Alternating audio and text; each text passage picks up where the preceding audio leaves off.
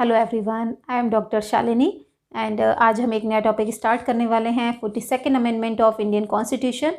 You all know 42nd amendment के through हमारे India के कॉन्स्टिट्यूशन में काफ़ी बड़े लेवल पर चेंजेस हुए थे।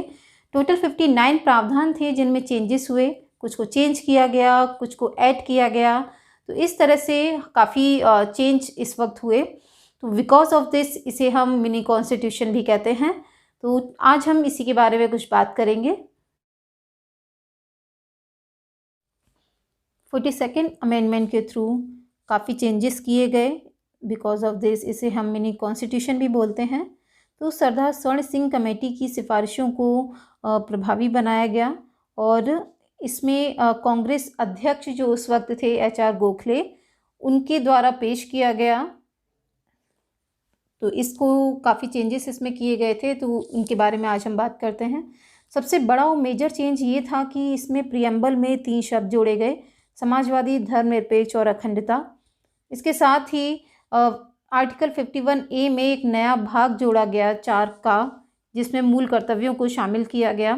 तो सरदार स्वर्ण सिंह कमेटी के थ्रू 8 मूल कर्तव्यों की फंडामेंटल ड्यूटीज़ की सिफारिश की गई थी, बट इसमें 10 फंडामेंटल ड्यूटीज़ को ऐड किया गया। इसके साथ ही राष्ट्रपति को कैबिनेट की सलाह मानने के लिए बाध्य कर दिया गया, बट ये बात और है कि 44 अमेंडमेंट के थ्रू इस बाध्यता को हटा दिया गया और उसकी जगह पुनर्विचार शब्द को जोड़ दिया गया। नेक्स्ट है कि 1971 की जनगणना के आधार पर 2001 तक लोकसभा सीट और राज्य विधानसभा सीट, इनकी जो संख्या है उसको निश्चित कर दिया गया, उनकी सीटों को निश्चित कर दिया गया। हाँ, बाद में ये जो टाइम है 2001 तक का, इसको एक्सटेंड करके 2026 तक बढ़ा दिया गया है। नेक्स्ट ये था कि जो भी कॉन्स्टिट्यूशनल अमेंडमेंट हुए हैं या होंगे, तो उनको न्यायिक जांच से बाहर कर दिया गया। जितने भी कॉन्स्टिट्यूशनल अमेंडमेंट होंगे उनको न्यायिक जांच से, यानी उन पर कोई भी न्यायिक जांच नहीं हो सकती है। सुप्रीम कोर्ट की ये पावर जो थी उनसे छीन ली गई। तो इसके साथ ही जो रिट न्याय क्षेत्र है, जो जुडिशियल रिव्यू का, न्यायिक समीक्षा का या रिट का जो भी क्षेत्राधिकार है, पावर्स हैं सुप्रीम कोर्ट और हाई कोर्ट की, उनको उनमें कटौती कर ली गई। तो होता ये है कि हमारे इंडिया में इंटीग्रेटेड जुडिशरी सिस्टम है, ठीक है, एकीकृत न्याय व्यवस्था है, तो जिसमें सुप्रीम कोर्ट के अंडर में ही हाई कोर्ट्स और बाकी के जितने डिस्ट्रिक्ट कोर्ट्स हैं ये सभी आते हैं, अधीनस्थ न्यायालय। तो 42nd अमेंडमेंट के थ्रू ये चेंजेस हुए कि सुप्रीम कोर्ट, हाई कोर्ट के जो क्षेत्राधिकार हैं, रिट न्याय क्षेत्र हैं, वो कम कर दी जाएंगे, उनको अलग अलग कर दिया जाएगा। तो ये वाली जो शक्तियां हैं ये उनसे छीन ली गई रिट से संबंधित, और 44 अमेंडमेंट में जुडिशरी को ये उनकी पावर्स हैं वापस कर दी गई थी।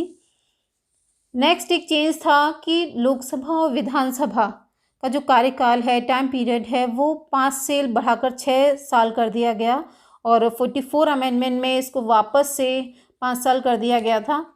इसके साथ ही एक DPSP में काफ़ी चेंजेस किए गए। DPSP में नए शब्द, निदेशक तत्व जोड़े गए थे, जिसके तहत समान न्याय, निःशुल्क विधिक सहायता, उद्योगों के प्रबंध में कर्मकारों का भाग लेना, पर्यावरण का संरक्षण, संवर्धन और वन तथा वन्य जीवों की रक्षा, ये 4 नए तत्व जोड़े गए थे। आर्टिकल 39, 39A, आर्टिकल 43A और आर्टिकल 48A। तो ये DPSP में चेंज किए गए। इसके साथ ही DPSP के अगर क्रियान्वयन के लिए जो भी कानून बनाए जाएंगे, उनको इस आधार पर अवैध करार नहीं दिया जा सकता कि ये मौलिक अधिकारों का हनन करते हैं।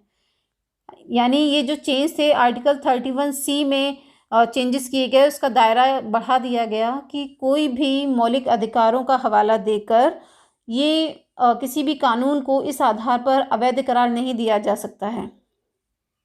तो यहाँ पर 31C का दायरा बढ़ा दिया गया।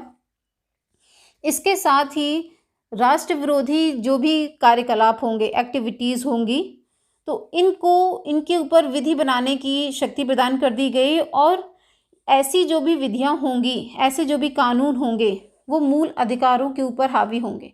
यानी कि अगर कोई भी एंटी जो इस तरह के जो कानून बनाए जाएंगे जो देश विरोधी हों, तो उनको मूल अधिकारों के ऊपर हावी कर दिया गया। आप मूल अधिकारों का हवाला देकर और राष्ट्र विरोधी गतिविधियां नहीं कर सकते। जस्ट लाइक आपको भाषण देने की स्वतंत्रता नहीं है, मौलिक अधिकारों में तो है। हमारा फंडामेंटल राइट है कि हम भाषण दे सकें, हम सभा कर सकें, हम रैली निकाल सकते हैं, तो ये हमारा फंडामेंटल राइट है। बट उस वक्त इस तरह की जो एक्टिविटीज़ थी उन पर रोक लगा दी गई और इन्हें देश विरोधी गतिविधियों का नाम दे दिया गया। इसके साथ ही आर्टिकल 352 में एक चेंज ये किया गया कि राष्ट्रीय आपातकाल वो किसी एक भाग में, पर्टिकुलर देश के किसी एक भाग में राष्ट्रीय आपातकाल की घोषणा की जा सकती है। पहले ये था कि नेशनल इमरजेंसी है, राष्ट्रीय आपातकाल है तो देश में लागू हो सकता है, किसी एक भाग में पर्टिकुलर लागू हो सकता है, ऐसी कोई व्यवस्था नहीं थी। दूसरा, आर्टिकल 356 में चेंज किया गया कि जो किसी भी स्टेट में राष्ट्रपति शासन लगता है तो उसके कार्यकाल में एक ही बार में 6 महीने से 1 साल तक की बढ़ोतरी इसमें की जा सकती है। तो ये 2 चेंजेस थे जो इमरजेंसी पावर्स हैं प्रेसिडेंट की, उसमें कर दिए गए।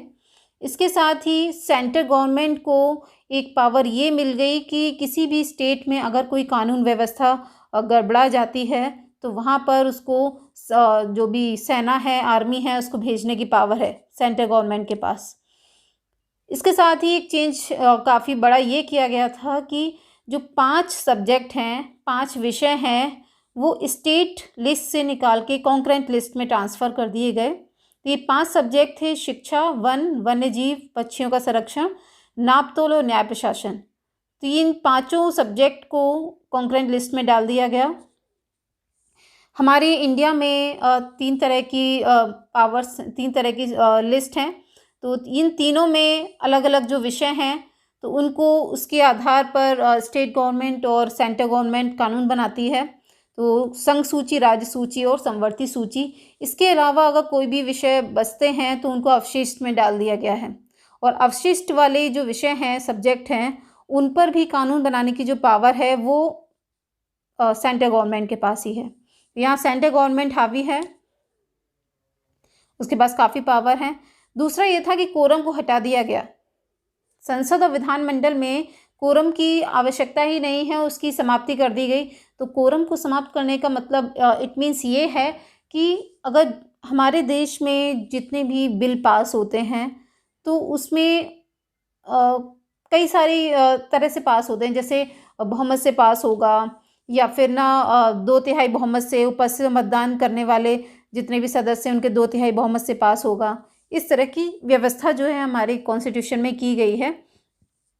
तो कोरम को समाप्त करना है, इट मीन्स ये हो गया कि अगर किसी दिन सदन में 10 मेंबर आते हैं तो अगर बहुमत से पास होगा या 2/3 उपस्थित और मतदान करने वालों के 2/3 बहुमत से पास होगा तो उसमें 10 अगर मेंबर आ रहे हैं तो उसमें से 6 से ही पास हो जाएगा। विरोध का तो सवाल ही नहीं उठता है। अगर बाकी नहीं आए हैं तो सिर्फ 10 मेंबर में से 6 से पास हो जाता है। अगर 4 की मेजॉरिटी नहीं है तो 6 की मेजॉरिटी से पास हो जाएगा। तो इस तरह की व्यवस्था कर दी गई। कोरम का मतलब ये है कि इंडियन जो पार्लियामेंट है इसमें लोकसभा में जो कोरम होता है वो 55 का होता है और राज्यसभा में जो कोरम होता है वो 25 का होता है। ओके, तो इसके लिए अगर 25 राज्यसभा में और 55 लोकसभा में चाहिए कोरम के लिए तो एटलीस्ट कुछ मेंबर तो आएंगे, बट यहाँ इसको ही समाप्त कर दिया गया। तो ये काफ़ी बड़ा चेंज कर दिया गया था। तो इस तरह के जो चेंजेस हैं वो 42nd अमेंडमेंट के थ्रू किए गए, जिनका काफ़ी विरोध हुआ था। और इनमें एक और चेंज ये था कि आर्टिकल 144A में चेंज किया गया। यहाँ पर भी जो सुप्रीम कोर्ट है उसकी पावर को कम कर दिया गया। मास्टर ऑफ रोस्टर जैसा एक स्पेशल पावर है जो हमारी इंडियन जो जुडिशरी है उसके CJI को मिला होता है।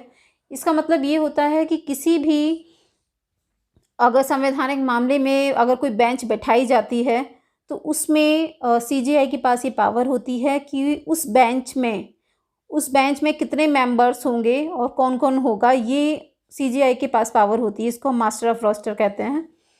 तो इसमें चेंज कर दिया गया और ये कहा गया कि अगर कोई भी बेंच बनती है तो उसमें मिनिमम जो जजेस होंगे वो 7 होंगे, 7 से कम नहीं होंगे। तो यहाँ ये डिसाइड कर दिया गया और सीजीआई की जो पावर है इसको कम कर दिया गया। बाद में इसको जो पावर्स हैं उनको वापस लौटा दिया गया था। बट ये जो भी चेंजेस हुए उस दौरान, तो इनकी वजह से जो हमारी संवैधानिक व्यवस्था है वो पूरी तरह से गड़बड़ा गई थी और काफ़ी इसका विरोध भी हुआ था। तो ये था हमारा आज का वीडियो। मैंने कोशिश की है कि जितने भी एग्ज़ाम ओरिएंटेड इंफॉर्मेशन है 42nd अमेंडमेंट से रिलेटेड, वो इसमें मैंने इनको ऐड किया है। तो आई होप सो आपको पसंद आया होगा। If you like it then like and subscribe my videos. Thank you so much. Bye bye.